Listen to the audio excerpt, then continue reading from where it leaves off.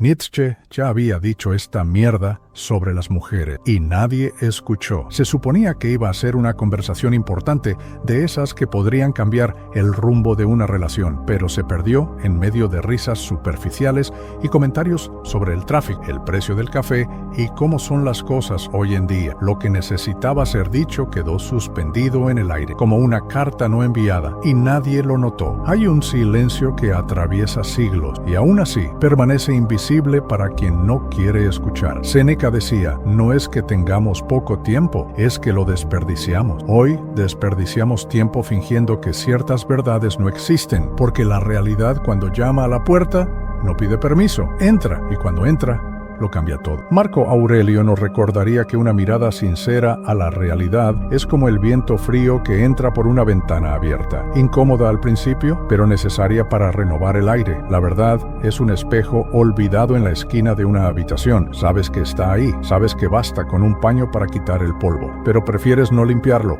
porque sospechas que el reflejo no te gustará. Nietzsche no tuvo esa opción. Miró, vio y lo dijo.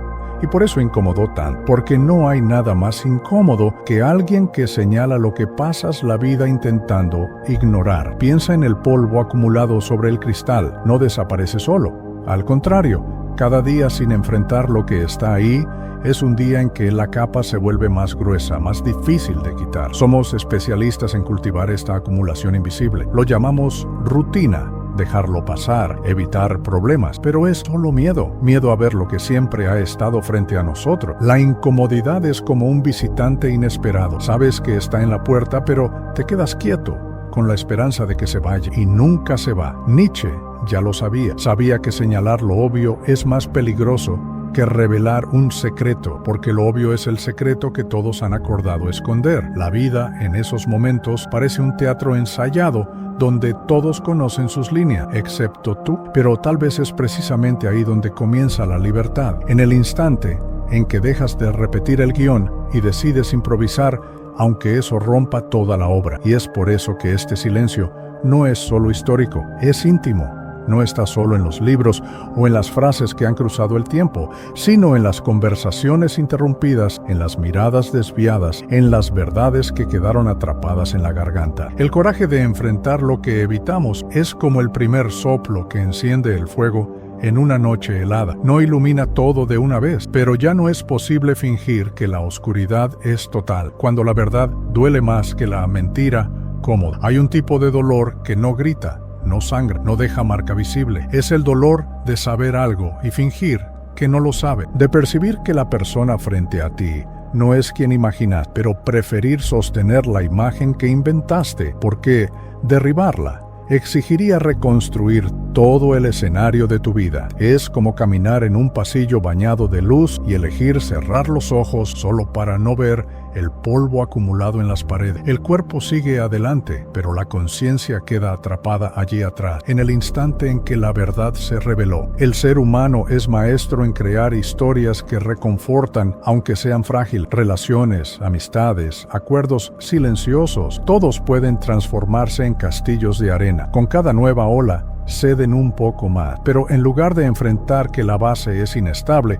preferimos decirnos que mejorará, que es solo una. Y así vamos, repitiendo frases que suenan como plegarias, pero que son solo barreras contra lo inevitable. Marco Aurelio decía que la verdad no depende de nuestra aceptación para existir, simplemente es. Nietzsche entendía bien este juego. Sabía que pocos soportan la luz cruda que expone las grietas. Es más fácil vivir en la penumbra, donde las formas son vagas y la mente puede amoldarlas como quiera, pero la penumbra cobra un precio. Para no ver lo que está frente a nosotros, terminamos tampoco viendo lo que podría salvarnos. Y es en ese punto que la mentira cómoda se convierte en una prisión elegante, con puertas siempre abiertas, pero que nadie se atreve a cruzar. La verdad es incómoda porque pide acción. Una vez que la vemos, no hay forma de desver. Exige elecciones, exige renuncias, exige que dejemos de culpar a las circunstancias y enfrentemos nuestros propios pactos silenciosos. Es el momento en que percibimos que todo el tiempo invertido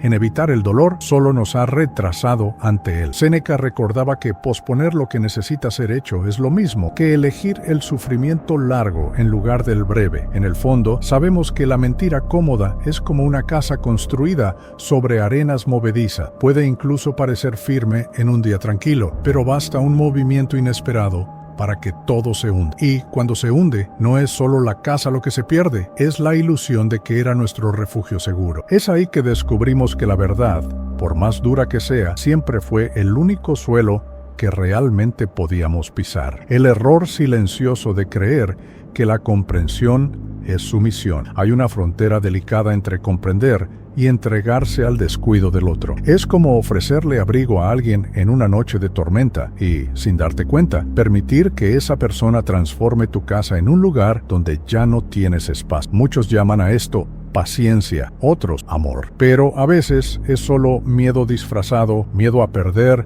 miedo a desagradar, miedo a enfrentar el vacío que vendría si la puerta fuera cerrada. Séneca decía que la dignidad no es una necesidad, y la dignidad comienza en el punto en que reconocemos que nuestro valor no depende de cuánto soportamos, sino de cuánto logramos permanecer íntegros mientras vivimos. Es posible extender la mano sin ofrecer el propio cuerpo como sacrificio. Es posible escuchar al otro sin aceptar ser herido en el mismo lugar repetidas veces. Pero para eso es necesario aceptar que el amor no es excusa para la ausencia de cambio. Existen relaciones que se alimentan de la comprensión ajena como un río que nunca deja de beber de sus orillas. Poco a poco, el suelo desaparece y el curso de las aguas cambia. Lo que antes era un paisaje seguro se vuelve un terreno inestable. Esta erosión es casi invisible, hasta el momento en que miramos alrededor y ya no reconocemos la orilla donde estábamos. Marco Aurelio nos recordaría que la vida es un flujo constante, pero es nuestra elección donde plantar los pies. Nietzsche entendería esta ironía. La fuerza que imaginamos tener al aguantar puede ser la misma que nos impide partir. Nos quedamos atrapados en un ciclo que nos desgasta, creyendo que la persistencia es virtud cuando en realidad se ha convertido en una esposa. Es un error silencioso porque es fácil de justificar. Le estoy dando otra oportunidad. Todo el mundo tiene defectos. Mejorará. Pero, mientras decimos eso, la realidad permanece inmóvil y la repetición se convierte en ley. En el fondo, la comprensión que ignora límites no es bondad, es abandono de uno mismo. Y cuando nos abandonamos, cualquier gesto del otro parece un favor. Tal vez sea por eso que tantas historias se arrastran sin nunca cambiar de capítulo, porque confundimos resistencia con amor y tolerancia con entrega. Pero la verdad es que el amor verdadero no pide que nos apaguemos para que el otro brille, pide que ambos permanezcan de pie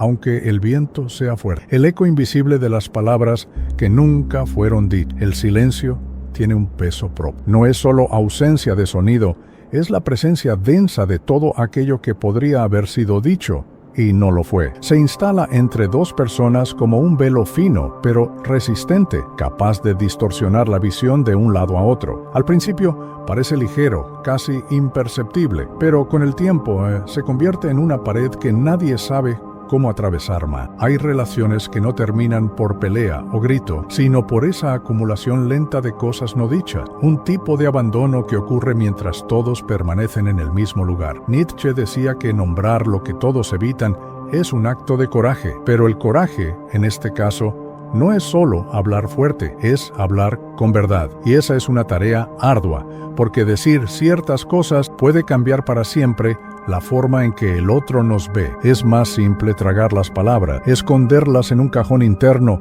como cartas escritas y nunca enviadas. Pero lo que olvidamos es que incluso lo que no es dicho envejece. El papel amarillea, la tinta pierde fuerza, y un día, aunque se decida a hablar, ya no queda el mismo sentido. Séneca nos recordaría que el tiempo es un bien que no se puede acumular, y sin embargo, acumulamos silencios como si tuviéramos una eternidad para romperlos. Guardamos resentimientos, confesiones, pedidos de perdón, hasta que se convierten en solo sombras de lo que eran. El silencio, cuando es prolongado, deja de ser protección y se convierte en veneno. No es un veneno rápido, sino uno que se infiltra poco a poco hasta disolver la claridad y la intimidad. Hay también la paradoja cruel.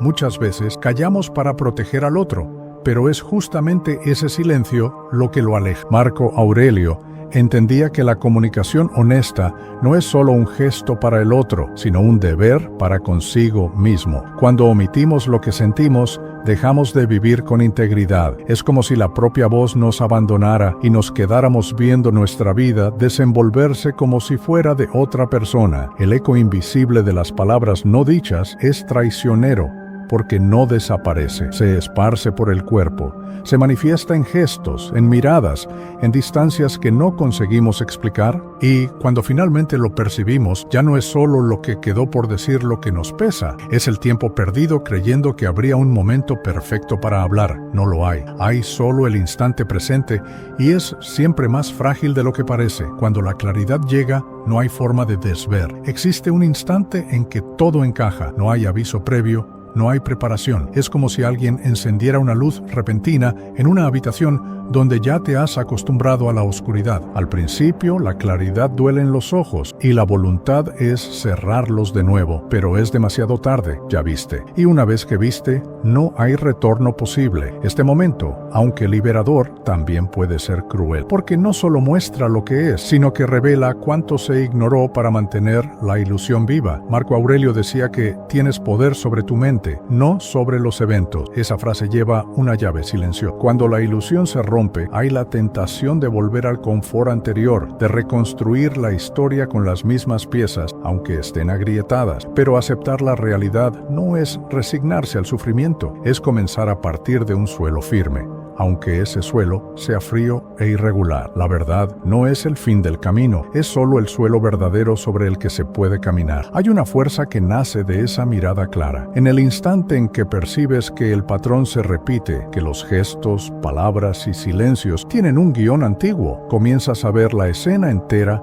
como quien la ve desde fuera. Y esa distancia es reveladora. No significa que el dolor desaparezca, sino que se vuelve menos confuso. La claridad transforma el dolor en contorno. Comienzas a entender dónde empieza y dónde termina, y con eso descubres que puedes atravesarlo. Nietzsche sabría que la visión nítida es un acto de ruptura, porque al ver de verdad, dejas de participar en el pacto silencioso que mantiene las cosas como están. Esto asusta a quien prefiere la penumbra, pero es también una invitación a una vida más honesta. Hay quienes eligen cerrar los ojos de nuevo, y hay quienes aceptan que, por más que duela, la luz ahora forma parte del paisaje, y una vez que forma parte, la sombra nunca más será la misma. Este es el momento en que la percepción se transforma en práctica. No basta con saber, es necesario vivir de acuerdo con lo que se vio. Y para eso basta un gesto simple, pero profundo: registrar al final de cada día una única frase que se quedó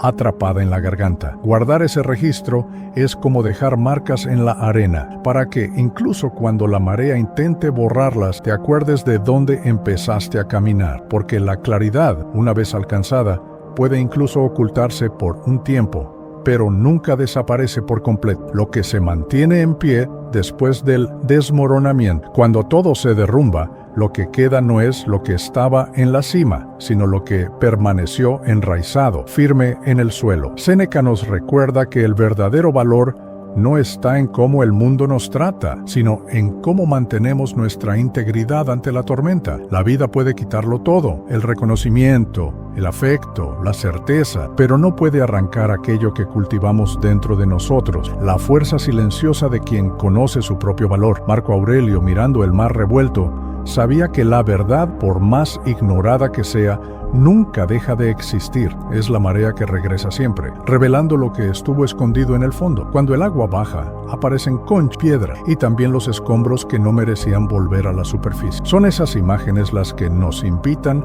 a una elección: recoger lo que sirve para la reconstrucción o perderse en lo que ya se fue. La marea de la vida es implacable, lava y destruye, pero también revela y renueva. El desmoronamiento, aunque doloroso, tiene su belleza, porque es en el suelo donde germinan las raíces más profundas, aquellas que no se mueven con el viento. La integridad es esa raíz, invisible para quien observa de lejos, pero esencial para quien permanece firme en su propio terreno. La invitación final está en el silencio que sobra después de la tormenta, en el momento en que la arena se asienta y el cuerpo cansado encuentra su ritmo de respiración. Hay un espacio para decidir qué verdades vas a cargar de ahora en adelante, cuáles ya no vas a dejar que se hundan. Esta decisión no necesita de voz alta. Puede ser un susurro, un gesto, una elección interna que silenciosamente se convierte en tu ancla, porque al final lo que queda en pie no es lo que nunca cayó,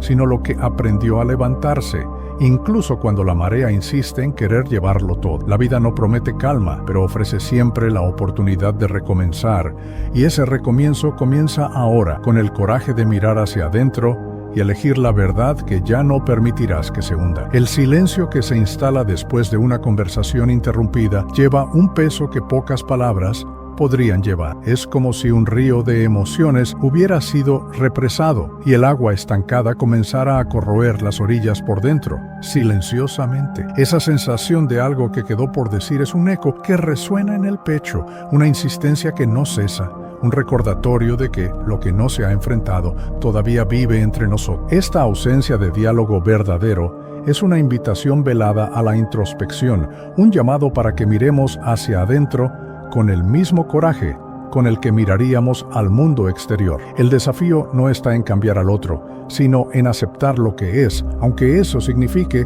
convivir con el dolor de la percepción, pues es en la aceptación donde reside el poder de transformar la angustia en aprendizaje y la confusión en claridad. Séneca nos enseña que la vida no es corta, sino que muchos de nosotros desperdiciamos el tiempo con distracciones que nos alejan de lo que realmente importa. Ignorar las verdades incómodas no las hace desaparecer. Al contrario, crea una sombra que se proyecta larga y oscura sobre nuestros días, oscureciendo lo que podría ser luz. Marco Aurelio, en su sabiduría práctica, refuerza que es necesario mirar la realidad sin miedo, como un guerrero que enfrenta la batalla sabiendo que la resistencia es tan importante como la victoria. La verdad, por más dura que sea, es un instrumento de liberación, no una sentencia de prisión. Así como un espejo polvoriento en la esquina de una habitación, la verdad está siempre allí, esperando ser revelada. Pero el polvo de la indiferencia, del miedo, de la acomodación, insiste en permanecer,